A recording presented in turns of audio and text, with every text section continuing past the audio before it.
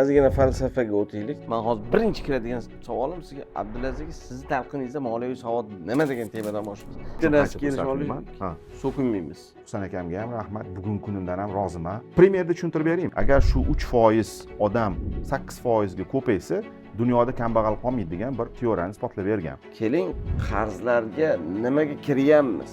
Ilm va xulq paydo bo'ladi. 40 yoshdan keyin bitta tabletga ta'sir qilmaydi. Emotsional odamlarda 72 soat bo'ladi. $100 $110 qilib to'laydi, $120 to'laydi.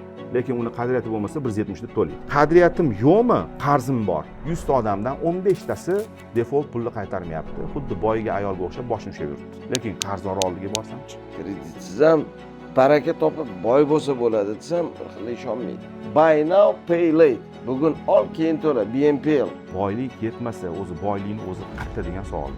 Odamlar nima deydi? Mashina sekin haydashim kerak. Savol.